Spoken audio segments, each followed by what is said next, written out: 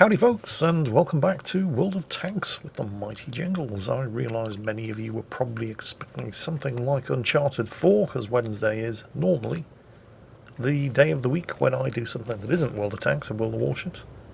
And I'm sure many of you were expecting today's video to be Uncharted 4, but, well, I still want to see where the story goes in Uncharted 4, but I'm really starting to find the gameplay kind of repetitive. So, World of Tanks it is. This is Danger Noodle 2142 in the RBFM M10, which is basically a French version of the Wolverine. We're on El Halouf, and the matchmaking is about as fair and reasonable as you could expect. Well, probably not as fair and reasonable as you could expect, but it's about as fair and reasonable as it could be. Everybody in this battle is Tier 5. The M10 RBFM is basically a French Wolverine. It's on with a very good 3-inch gun. With an excellent rate of fire. And unlike a lot of premium vehicles introduced into World of Tanks over the last couple of years, this one not only existed, but actually saw service with the French Army. Post-World War II, the French did get most of their equipment from the USA, or at least most of their armoured equipment from the USA, despite the fact that French tank production continued during World War II. It's just that they were building Panthers and Tigers, and not anything French. So while they came up with their own designs, which were mostly based on Panthers and Tigers, because hey, build what you know, they bought a lot of stuff from America. America, of course, following the Second World War, was very keen to get rid of most of its armoured inventory. A decision that would come back to bite them in the arse big time just a couple of years later when the Korean War kicked off. And at least initially, American troops stationed in Korea were expected to fight North Korean T-34-85Ms with M1 rifle grenades and M1919 medium machine guns. Here in World of Tanks, the M10 RBFM is really all about the gun rather than the machine itself. Its top speed isn't bad, but it's got a lousy power-to-weight ratio. The armour is absolutely terrible. But the 3-inch gun is very, very good. As already mentioned, it's got a great rate of fire, decent penetration, and reasonably good accuracy. In real life, the 3-inch armour-piercing ammunition that this thing fired was capable of penetrating 92mm of rolled homogeneous steel armour, sloped at 30 degrees at a range of 1,000 metres. Which I suppose roughly corresponds to the 130mm of flat armour plating that this thing can penetrate here in the game. The armour on these things was legendarily bad, but, well, they weren't tanks. They weren't supposed to be used as tanks. They were supposed to ambush tanks from concealment, and not get into stand-up fights with them. With a maximum of 38mm of hull armour and 57mm of turret armour, you don't want to be getting into a fight with anything that's armed with an anti-tank gun. In fact, most of the casualties suffered by the crews of these things were down to that open-topped turret. In fact, there's a story going around about an M10 in British service with the 86th Anti-Tank Regiment. This particular M10 retired from combat on no less than 3 separate occasions in Normandy, with everybody in the turret dead and only the driver, down in the hull, left alive. On each occasion, the turret crews had all been killed either by 88mm airbursts, mortars exploding in the trees above them, or on one occasion, an anti-tank shell going right through the turret. But on each occasion, the driver survived, because he wasn't in the turret, and drove the vehicle back to HQ to be given a fresh crew. The 4th time it happened, the crew refused to go into battle with him. They said he was bad luck, so he was transferred to another unit and told to keep his mouth shut. Speaking of bad luck, it's amazing how quickly everything's turned to shit for Danger Noodle here, isn't it? There's only 5 of his team left. No, me and my big mouth spoke too soon. There's only 4 of his team left. Let's see if he can put this excellent DPM to use and do something about levelling those scores. Oh, he's gotten away. Let's see if we can finish this fella off. Disappeared. He has to move forward, risk being spotted, but he did get him. You know, what the enemy team needs to do right now is all come at him one at a time. How well do they think that's likely to work? Of course, now he only has 2 surviving teammates. And there's nobody up there to spot targets for him.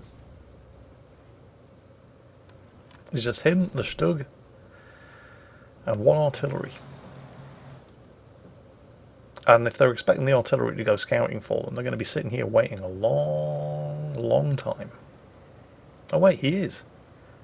Or is he just digging himself deeper in behind the rock there? He's just digging himself in deeper behind the rock there. Well, not surprising, really, is it? So, 6 cents. Oh, wait. Yeah, he knows he's been spotted. He's got 6 cents. Looks like he actually waited for 6 cents to go off, though. Oh, shit. Not good. VK on the flank. Enemy M10 appears to be pulling back. The Stug's going for the VK. He's got him. Noodle moving up, because there's no point in sitting in a bush anymore. There's nobody to spot targets for you. Unfortunately, the Stug, well, good news, bad news, he found the enemy M10, but the enemy M10 also found him, and he's just about to get nuked by artillery, which means for just a fraction of a second, right before Noodle finished off that M10, he was the last tank left alive on his team against 5 enemies. Noodle keeps moving, obviously, because one of those 2 enemy artilleries is in the fair, which has a rate of fire roughly equivalent to that of a medium machine gun. But the fact that he was 1 against 5 just for a couple of seconds there means that if he studies hard, passes all of his exams, there's a potential Kolobanov's medal on the table. But in order to do that, he's going to need to see them before they see him. And as if by magic, he sees the Leopard, and the Leopard does not see him.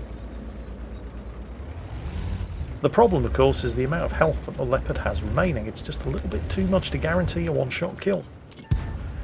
Yeah, that was a good damage roll, but it wasn't good enough. So they all know where he is now. The Leopard's not dead, and by the sounds of it, artillery just took a pot shot at him. Now, hang on there a minute, Noodle. Do you really want to follow that Leopard around the corner? Right, so I've seen a couple of John Wayne westerns. I know what an ambush looks like. Yes, yeah, you see, Noodle is using his Noodle. He's never going to catch a Leopard in this thing anyway, and driving out into the open after him would be fairly suicidal, so instead he doubles back, anticipating that the Leopard is trying to do exactly the same thing to him. Now, where did that little bugger go? He's not there. He's going to have to cross a bit of open ground here, and you can see his thinking. Rather than taking it on the inside, he went around to the outside and was able to use the wreck of the Stug there as some partial cover while he was briefly vulnerable. Still no sign of the Leopard. A lot more knocked out vehicles up here he can use to hide if he has to.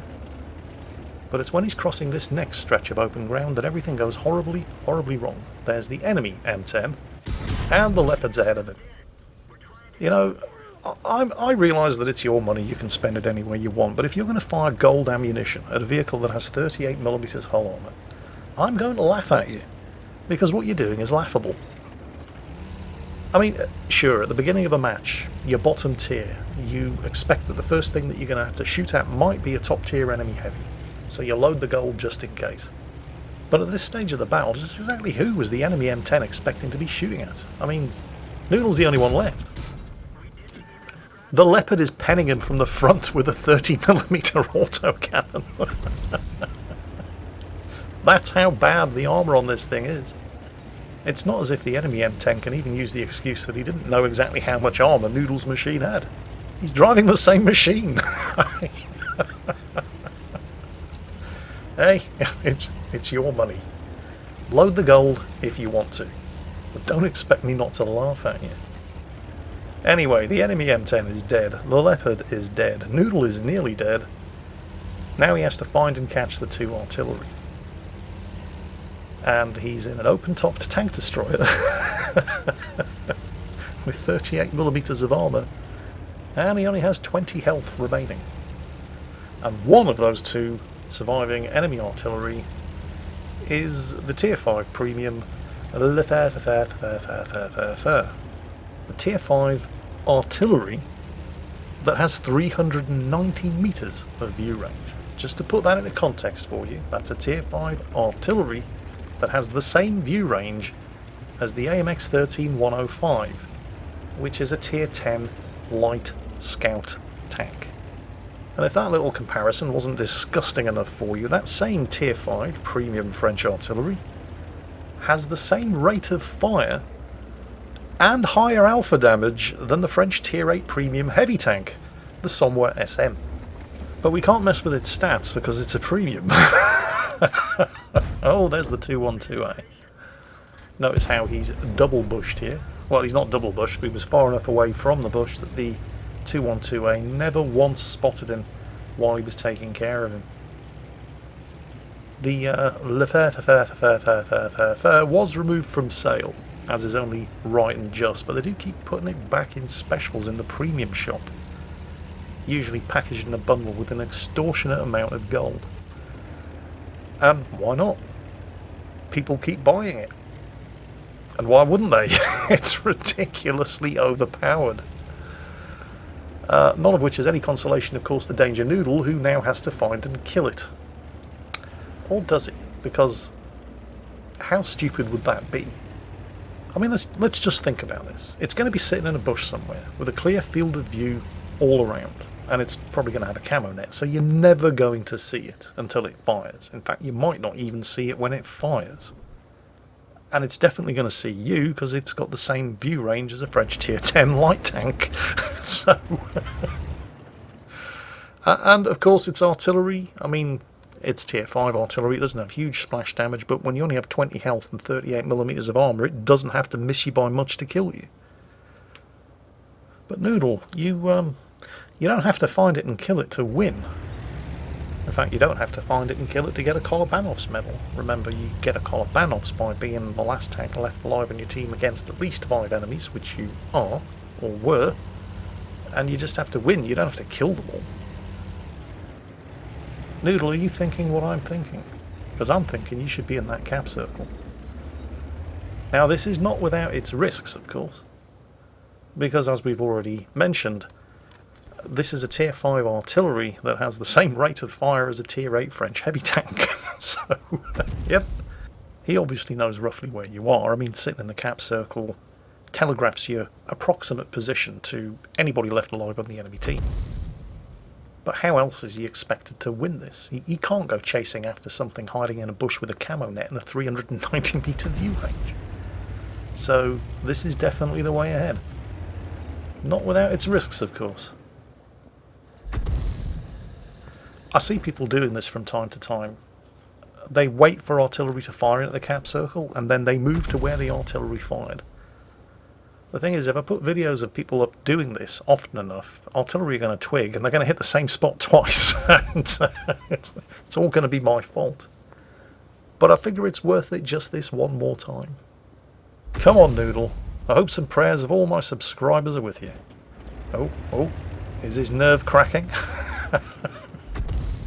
He's thinking about moving to that shell crater, but he's not too sure about it, is he? Come on, Noodle. You can do it! Rob Schneider reference there. See who gets it. He's almost done it. I mean, he'd have to be exceptionally unlucky to catch an artillery shell right now, but... Oh, yes! Yeah, he's done it. Ah, justice. But my question is this. How funny it would have been if that one had hit. But it didn't. Although Noodle had already won by capping, so it wouldn't have mattered. So, Danger Noodle gets his Kolobanov's medal to go with his ace tanker, sniper, high caliber, invader, and Top Gun. Personally, I thought he played a great game. Made excellent use of cover and concealment, moved when he needed to move, and definitely made the right call at the end. And I hope you guys enjoyed it too, because that is it for today. As always, take care, and I'll catch you next time.